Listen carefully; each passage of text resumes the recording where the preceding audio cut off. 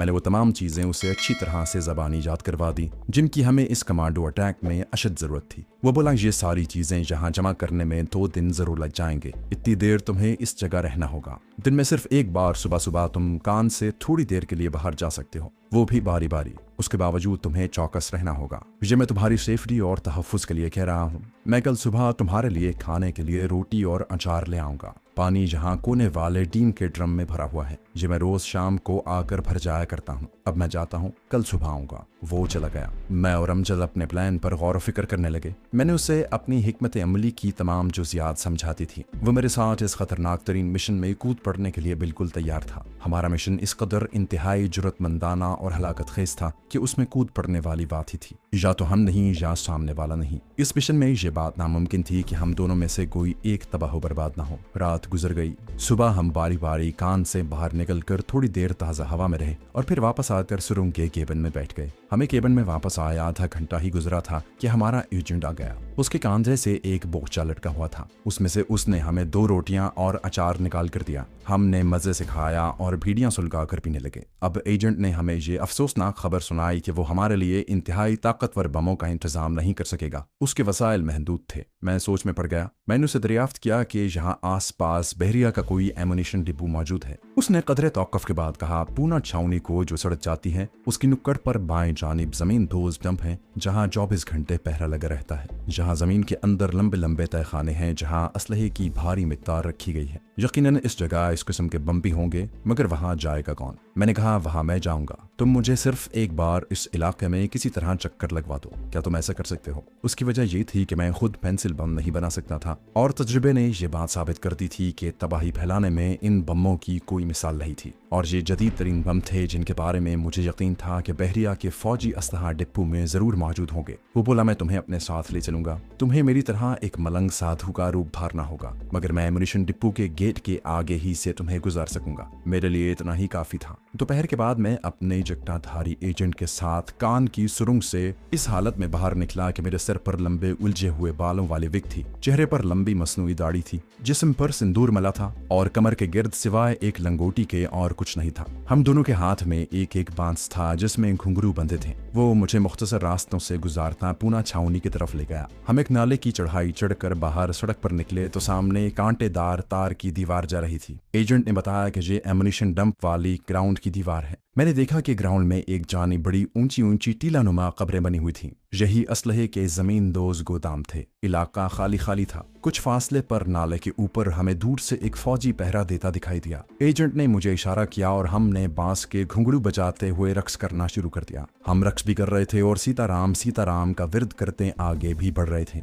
हम उसी तरह मज्जुबाना रक्स करते मरहट्टा फौजी के आगे से गुजर गए। खारदार तार बाएं तरफ मुड़ गई। हम भी उसी तरफ घूम गए। एजेंट ने सरगोशी की, आगे एमुनिशन डंप का दरवाजा है। हम रक्स करते हुए खारदार तार की दीवार के गेट पर आ गए, जहां 2 फौजी स्टेन गन लिए पहरा दे रहे थे। मैंने पूरी अय्यारी और चौकसी से जायजा लेना शुरू कर दिया। इस खारदार गेट से अंदर की जानिब बहुत बड़ी कब्र के दामन में एक लोहे का दरवाजा लगा था जो बंद था। ये असलहे के जमीन दोज गोदाम का दरवाजा था। वहां भी 2 फौजी पहरे पर खड़े थे। वो हमें रक्स करते देखकर मुस्कुरा रहे थे। हमने थोड़ी देर खारदार तारों वाले गेट के आगे धमाल डाली और फिर आगे चल दिए। ग्राउंड आंखों से ओझल हुई तो हमने रक्स करना बंद कर दिया। एजेंट मुझे मुख्तसर तरीन रास्तों में से गुजारता हुआ वापस कान के अंदर कैबिन में ले आया, जहां अमजद मौजूद था। एजेंट ने मुझसे मेरी राय पूछी। मैंने ये अंदाजा लगा लिया था कि बराह रास्त एमुनिशन डंप में दाखिल होना कमांडो अटैक से भी नामुमकिन है। मेरा असल मिशन ट्रेनिंग सेंटर की एटमी तजुर्बा गाह को तबाह करना था।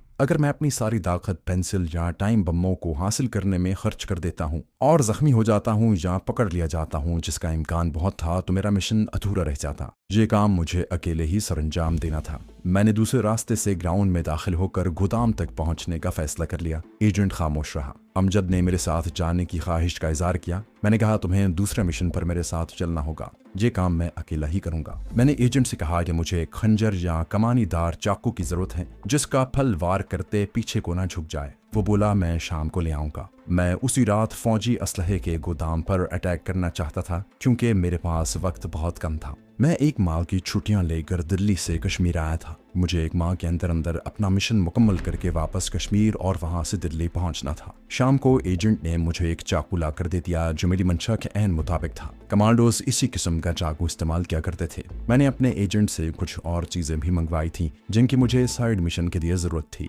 चुनाचे मैंने काले रंग की तंग पतलून और बनियान पहनी, अपनी गर्दन, चेहरे और बाजुओं पर स्याही मली, पाँव में काले रंग के रबड़ के जूते पहने, कमर में चमड़े का एक थैला बांधा, चाकू पतलून की अकबी जेब में रखा और रात गहरी होने का इंतजार करने लगा। ये सारा काम मैं अल्लाह के भरोसे पर कर रहा था। दिल में दुश्मन का पेट चीर कर अंदर उतर जाने का जज्बा मौजज़म था। मैं एक तजुर्बाकार सीमाब शफत कमांडो भी था जो अंधेरी रात में दुश्मन पर गालिबाना जानता था। मुझे ये भी मालूम था कि एक आम सिपाही खा कितना ही तरबियत याफ्ता क्यों न हो, वो एक कमांडो की तबाहकुन ट्रेनिंग का मुकाबला नहीं कर सकता। इन सब बातों से बढ़कर मेरे अंदर इस्लाम के शेर दिल मुजाहिदों की रूह जैसे हुलूल कर गई थी और ये सोचकर मेरे जिस्म का रेशा रेशा फड़कने लगा था कि मैं ये सब कुछ पाकिस्तान और इस्लाम की सलामती और सरबुलंदी के लिए कर रहा हूँ। ठीक 12 बजे रात मैं अकेला ही कान के झुके हुए दरवाजे से निकलकर नशेबी ढलानों को पार करता हुआ छावनी की तरफ रवाना हो गया। इंतहाई मुख्तसर रास्ते से गुजरते हुए अंधेरे वीरान इलाके को पार करने के बाद मैं नाले में गिर गया।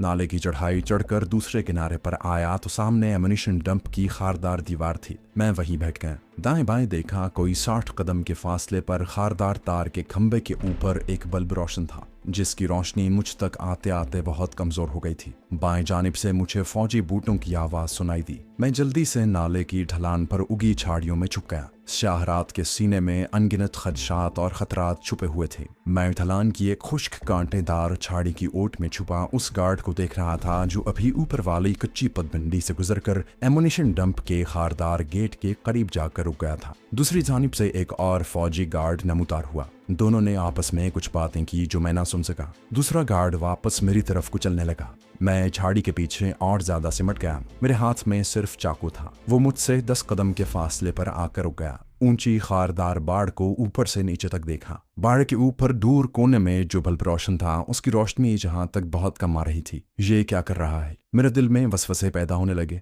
यकीन नहीं आता था कि उसे मेरी मौजूदगी का इल्म हो गया हो। वो अभी तक अपनी जगह पर रुका हुआ था। स्टेन गन उसके कांधे पर स्लिंग के साथ लटक रही थी और उसका सीधा हाथ स्टेन गन के ऊपर था। वो टहलता टहलता मेरे करीब से गुजरने लगा। मैंने सर नीचे करके अपना सांस रोक लिया। अब दाएं जानिब से एक और फौजी आता नजर आया। या अल्लाह खैर, ये आज स्पेशल गश्त कैसे शुरू हो गई? मेरा असल मिशन अभी दूर था। इस एमुनिशन डिपो से मैं पेंसिल बम चुराने आया था। तीसरे गार्ड ने भी अपने साथी से कोई बात की। मुझे उसकी सिर्फ आवाज ही सुनाई थी। अब उन्होंने नाले के साथ वाली खारदार दीवार के साथ बाकायदा राउंड लगाना शुरू कर दिया। सूरत हाल तशवीशनाक हो गई थी। इन हालात में मेरे लिए एमुनिशन डिपो के अंदर जाकर मतलूबा अशिया चुराना आसान काम नहीं रहा था। वैसे भी इसमें हर कदम पर जान जाने का अंदेशा था, मगर मैं भी जान हथेली पर रख कर निकल आया था। मैं बिल्कुल साकित होकर झाड़ी के पीछे अंधेरे में जमीन के साथ लगा रहा और उन तीनों फौजियों का मुशाहिदा करने लगा। वो तीनों राउंड लगा रहे थे। मुझे शक हुआ कि हो सकता है किसी ने मुखबरी कर दी हो,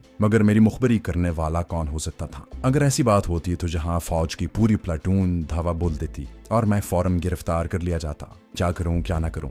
आखिर मैंने अपने एक्शन को अगली रात के लिए मुलतवी कर दिया और वापस जाने का फैसला कर लिया। दोनों गार्ड जब आमने सामने से आते हुए मेरे करीब से मुखालिफ समतों को निकल गए तो मौका देखकर मैंने नशेब में लेटे लेटे अपना रुख पीछे की तरफ कर लिया। केकड़े की तरह ढलान में रींगते हुए खुश्क नाले में उतर गया, जहां 10 सेकंड तक दम साधे पड़ा रहा। फिर एमुनिशन डंप की तरफ निगाह डाली। दोनों फौजी गार्ड्स खारदार दीवार की नुक्कड़ तक पहुंचकर रुक गए थे। मैं घुटनों के बल चलता नाले के दूसरे किनारे पर चढ़ गया और वहां उगी हुई जंगली झाड़ियों की ओट लेता उस उजड़ी हुई कान वाले तहखाने की तरफ तेज तेज चलने लगा, जहां मेरे दोनों साथी छुपे हुए थे। अंधेरी रात खामोश थी। एमुनिशन डंप पीछे रह गया था। मेरे सामने कान के ऊंचे तोदे का खाका सितारों भरे आसमान के पस मंजर में उभर आया था। मैं एक गड्ढे के करीब से निकला ही था कि अचानक रोशनी का एक जबरदस्त झमाका हुआ और मेरे सामने कान का तोदा रोशनी में नहा गया। साथ ही सीटियों की आवाज के साथ फायर की आवाज बुलंद हुई और तड़तड़ मशीन गन की गोलियों के धमाके गूंज उठे। मैं 1 सेकंड के लिए बौखला सा गया। मैंने बगैर कुछ जाने बूझे गड्ढे में छलांग लगा दी। मेरे पांव टखनों तक कीचड़ में धंस गए थे। 1 मिनट के लिए मैं वहीं सांस रोके पड़ा रहा। गोलियां धड़ाधड़ चल रही थी, फिर फायरिंग रुक गई। फौजियों की आवाजें आ रही थी। मैंने गड्ढे में से सर निकाल कर देखा। कान का तोदा मुझसे अगरचे दूर था, मगर उस पर सर्च लाइट की तेज रोशनी पड़ रही थी। ये लाइट एक फौजी जीप में लगी हुई थी। मुझे वहां 4-5 जीपें दिखाई दी, जिनमें से फौजी उतर उतर कर कान के दरवाजे की तरफ बढ़ रहे थे। मेरे लिए ये अंदाजा लगाना कोई मुश्किल नहीं था कि मिलिट्री पुलिस को कान के अंदर गैर मुल्की एजेंटों की मौजूदगी की खबर हो गई थी और फौज ने छापा मार दिया था। मुझे अपने दोनों साथियों की फिक्र लग गई। मेरी आंखें कान के अंदर जो तंग रास्ता जाता था उस पर लगी थी, जहां काफी रोशनी थी। बाहर 6-7 फौजी स्टेन गन्ने ताने एक्शन के लिए तैयार खड़े थे। फिर मैंने देखा कि गार में से मेरा एक साथी इस तरह बाहर निकला कि उसके दोनों हाथ ऊपर को उठे हुए थे। ये हमारा भिंडी बाजार वाला एजेंट नहीं था, ये मेरा दूसरा साथी था। इसका मतलब था कि भिंडी बाजार वाला अपना एजेंट या तो वहां मौजूद नहीं था या अंदर उसे गोली से उड़ा दिया गया होगा। लेकिन फौजी या पुलिस वाले जब किसी गैर मुल्की एजेंट को पकड़ने के लिए छापा मारते हैं तो उसे जिंदा पकड़ने की कोशिश करते हैं ताकि उसके दूसरे एजेंट साथियों के बारे में पूछगिछ की जा सके। ऐन मुमकिन था कि हमारा भिंडी बाजार वाला साथी वहां से पहले ही जा चुका हो, मगर दूसरे साथी का पकड़ा जाना भी हमारे लिए इंतहाई हलाकत खेज साबित हो सकता था। मेरी पोजीशन बेहद खतरात में घिर चुकी थी। अगर हमारा दूसरा साथी जो जिंदा था मिलिट्री पुलिस के तशद्दुद से घबरा कर मुंह खोल देता है तो मैं भी बच नहीं सकता था। मेरी नजरें अपने नौजवान साथी पर जमी थी। 2 फौजी स्टेन गन्ने ताने उसके पीछे पीछे आ रहे थे। मेरे देखते ही देखते बिजली की चमक के साथ मेरे साथी ने जेब में हाथ डालकर पिस्तौल निकाल लिया। इससे पहले कि वो कुछ करता एक गोली चली, धमाका हुआ और दूसरे लम्हे मेरा साथी जमीन पर ढेर हो चुका था। फौजी उसकी तरफ दौड़े मगर वो मर चुका था। उसने अपने दिफा के लिए वही किया जो वो कर सकता था, मगर मैं अभी तक गैर महफूज था। मिलिट्री पुलिस इलाके की छानबीन करती उस गड्ढे तक भी पहुंच सकती थी जिसमें मैं छुपा हुआ था। मेरा हुलिया ये था कि सर मुंडा हुआ था, चेहरे पर एक्शन भर जाने वाले कमांडोज की तरह हल्की हल्की स्याही मली हुई थी। चाकू जेब में था। मैंने गहरे सुरमई रंग की पतलून और उसी रंग की बुशर्ट पहन रखी थी। पाँव में रबड़ के नसवारी जूते थे। गले में वो थैला लटक रहा था जिसमें मुझे एमुनिशन डंप से पेंसिल बम निकाल कर लाने थे। फौजियों में एजेंट के पिस्तौल निकालने से अफरा तफरी सी मच गई थी। मैं थोड़ा सा सर बाहर निकाले उनका जायजा ले रहा था। अब मेरा वहां रहना ठीक नहीं था। जो लोग किसी भी वक्त उधर आ सकते थे। फौजी जीप में जो ताकतवर सर्च लाइट लगी थी उसकी रोशनी का अक्स मेरे इर्द गिर्द भी फैला हुआ था। ऐसी हालत में मैं अगर गड्ढे से निकलकर भागता तो देखा जा सकता था। फौजियों ने नौजवान एजेंट की लाश को घसीट कर जीप में डाला। एक फौजी अफसर पिस्तौल हाथ में लिए कुछ ऑर्डर देने लगा। वार के अंदर गए हुए दूसरे फौजी भी बाहर निकल आए। वो अंदर से एक गठरी साथ लाए थे। इस गठरी में सिवाय मेरे धोती कुर्ते और खाने पीने के 3 डब्बों के और कुछ नहीं था। हमने तहखाने में कोई ऐसी चीज नहीं रखी हुई थी जिससे हमारा कोई सुराग लग सके। जीप की सर्च लाइट बुझा दी गई थी। उसके साथ ही वहां अंधेरा छा गया। इस अंधेरे में फौजी जीपें स्टार्ट हुई और मैंने उनके सायों को सामने वाली टूटी फूटी सड़क की तरफ जाते देखा। मेरा ख्याल था कि वहां कोई फौजी नहीं रहेगा, लेकिन मैंने सितारों की धीमी धीमी रोशनी में देखा कि एक फौजी जीप